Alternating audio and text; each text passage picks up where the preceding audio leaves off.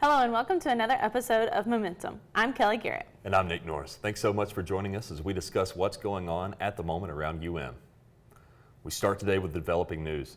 The Shelby County Sheriff's Office is investigating a shooting death in Montevallo. The Sheriff's Office says someone called 911 around noon Monday to report a shooting at the 100 block of Nelson Circle. The UM Police Department sent out an alert telling students and faculty to shelter in place while law enforcement searched for the suspect, who was later captured. No other details are available at this time. Authorities are asking that people avoid the area while they continue their investigation.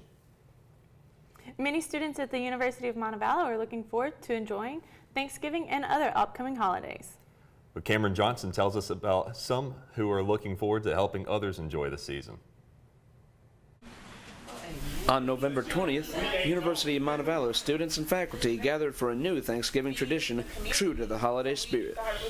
After sitting down to a small feast, they packed very special presents. They were donations to Montevallo's first Thanksgiving food drive, sponsored in part by the school's Office of Diversity and Inclusion and Office of Service Learning and Community Engagement.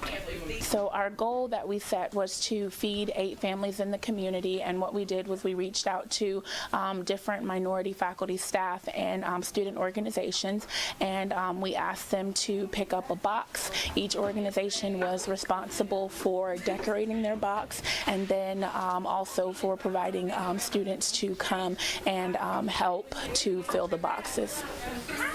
The month-long food drive began on October 21st, and by the time it ended, 5 giant boxes weren't enough to contain the room full of stuffing, green beans, cake mix, and other treats donated by students. I would consider it very successful, especially considering that a good portion of it came from students. It is so heartwarming to see students so dedicated to the cause and to building this community. These are just a few of the boxes that will be distributed to the residents of Shelby County just in time for Thanksgiving. So as you prepare for the holiday spirit, look out for these and other Montevallo organizations as they promote the spirit of giving. The organizations behind the Thanksgiving food drive are also sponsoring a Christmas toy drive from December 2nd to December 6th. The women of UM's chapter of Alpha Kappa Alpha teamed up with FIMU to help give dresses to girls in Africa. On November 21st, they made 42 dresses out of pillowcases. The dresses are designed to be simple and didn't require much sewing, just some ribbon, hemming tape, and an iron. The event was part of a national project for Alpha Kappa Alpha, which has donated more than 600,000 pillowcase dresses so far. UM has announced that Montevallo Board of Trustees Chairman Todd Strange will deliver the keynote address at the university's fall commencement. Chairman Strange graduated from UM in 1966 and served as mayor of Montgomery for over 10 years. He will also receive an honorary doctorate degree at the event. The commencement will be held at the McChesney Student Activity Center on December 13th at 5 p.m. A major delay for UM's new Center of the Arts, according to a memo from the College of Fine Arts Dean's office. Unexpected construction delays means that the center will not be ready to open in January 2020. That means spring theater classes will remain in Raynolds Hall. The dean says construction is on schedule for the April 16th ribbon cutting ceremony. After 2 years of business, Frios Gourmet Pops on Main Street will be closing its doors at the end of the month. The popsicle shop took to Facebook to make the heavy-hearted announcement. Frios says doors will officially close on November 30th and that all pops will be sold at the lowered price of $3 even until then. The Facebook post made by Frios tells customers that all gift cards will still be usable at the Alabaster location. The city of Montevallo will soon be getting into the Christmas spirit. Student organizations will start decorating storefronts with different Christmas scenes after Thanksgiving break as part of a competition Main Street Montevallo is hosting. The winners will be announced before the annual Christmas parade on December 5th at 5:30 during the tree lighting ceremony. The parade will kick off at 6 p.m. at Montevallo High School, traveling down Main Street towards City Hall. When we come back, find out how many people will be taking planes, trains, and automobiles to travel during the Thanksgiving holiday. And Dr. Tiffany Wang joins us to talk about how to get along with your relatives during the holidays.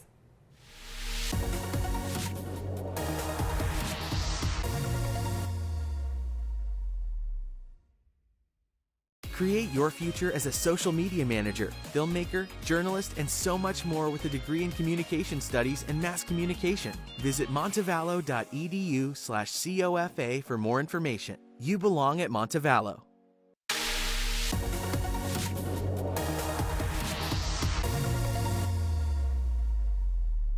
Welcome back to Momentum. Joining us now is Victoria Pentecost to talk about traveling during the holidays. Victoria? Hey guys. So according to AAA, more than 55 million people will travel this Thanksgiving. Nearly 4.5 million people are expected to fly, 1.5 million are expected to travel by train, and 49 million people are expected to travel by car. This will be the second highest Thanksgiving travel volume recorded since AAA began tracking it in 2000.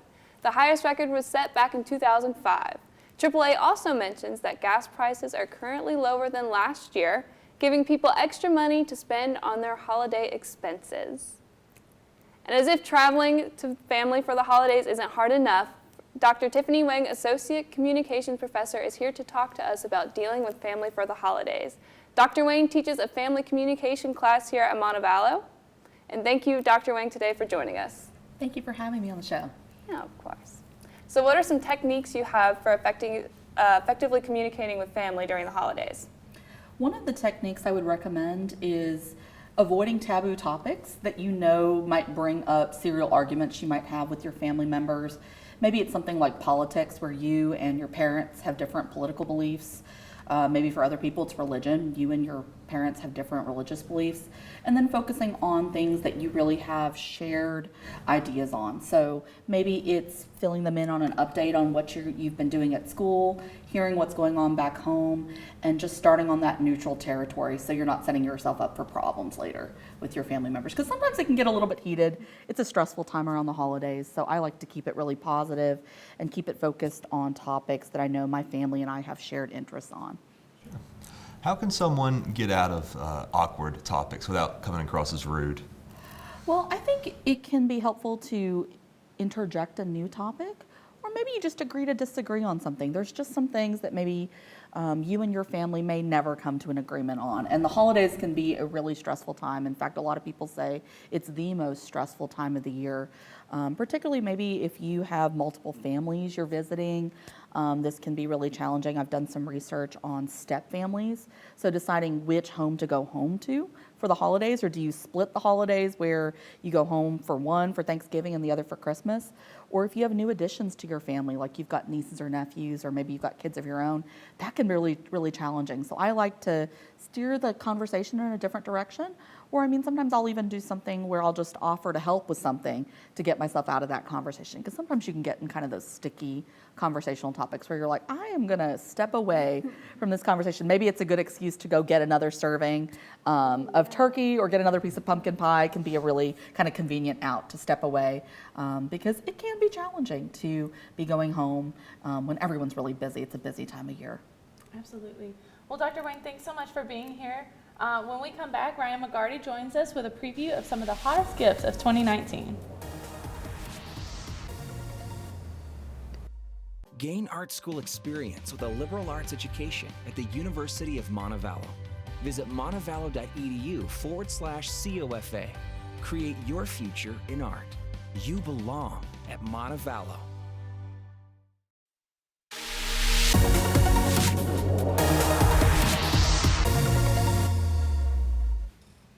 Welcome back to Momentum. Ryan McGarty joins us now for a look at some of the hottest gifts for 2019.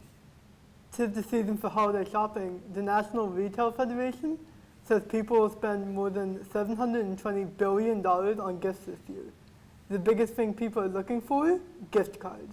The NRF says consumers buy 3 to 4 gift cards to allow their loved ones to choose their own presents. Meanwhile, Barbie remains the top toy for 2019, followed by LOL Surprise Dolls and American Girl items. Other top gifts are Legos, Hot Wheels, and Paw Patrol toys. According to research by the NRF, the average person spends about $1,000 on all their holiday shopping. While many people are focusing on Black Friday, you can do a lot of shopping without having to leave Montevallo this weekend.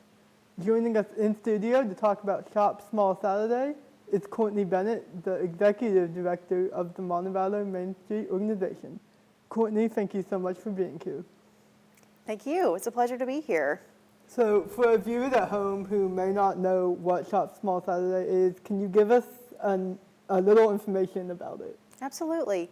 So Shop Small Saturday is 10 years old this year, and it was really a movement that was started by American Express about 10 years ago, because we've all heard of Black Friday, and that's a big retail push that's supposed to put our retailers in the black, accounting-wise, for the year. And so American Express wanted to promote shopping small, shopping our small businesses. And of course, my job is to help promote our fabulous historic downtown that we love so much. We have lots of small businesses in Montevallo that I think it's important that everybody goes and supports. And we have all kinds of different gifts that are available there. Awesome. So how are Montevallo shops gearing up for this Shop Small Saturday? So we have all this beautiful swag that's delivered to us from American Express.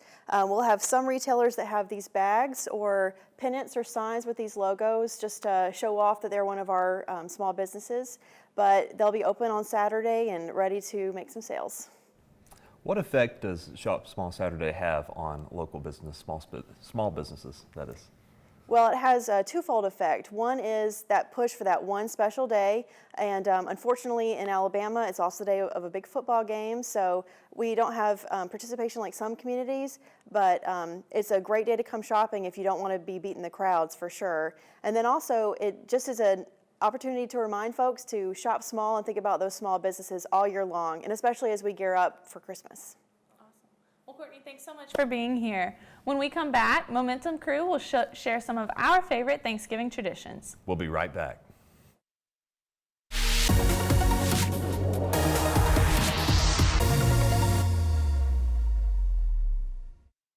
At the University of Montevallo, you're taught to refine your craft with hands-on mentorship in music. Visit montevallo.edu/COFA. Create your future in music. You belong at Montevallo.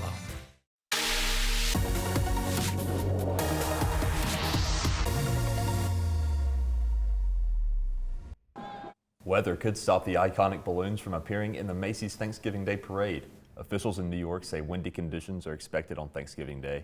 City rules states that the balloons cannot fly in sustained winds that exceed 23 miles per hour. Wind gusts over 34 miles per hour would also sideline the balloons. Officials will have to monitor wind conditions and decide whether to allow the balloons to be flown. The regulations were put in place in 1997 when the Cat in the Hat balloon injured 4 people after being overtaken by strong winds. That is very unfortunate. But that's always like a staple to watch the Thanksgiving Day Parade. Yeah, it is. So definitely one of our traditions. for sure. Yeah. So what are some more traditions y'all have? Mine is watching the dog show that takes place. That is one thing every year that I'm like, I have to watch it. Yeah, it's a lot of fun.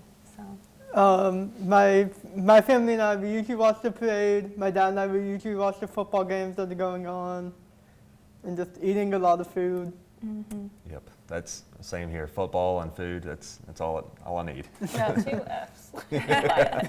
That's all you need. That's all. Awesome. Well, of course, mine include food always. So we're changing it up this year, though. My uncle just moved down here, so I think we're going to go over to his house and enjoy Thanksgiving in his new house and family and have a great time. Oh, that'll be fun. So, Does he have like an extra guest room for that after Thanksgiving nap? yes, 'Cause I would definitely go got to ahead get the and nap claim that. in. So that ham and bread will do it to you. Absolutely. Well, that's all the time we have for this episode of Momentum. We want to wish everyone a very happy Thanksgiving. We'll see you again next week for our final newscast of the year.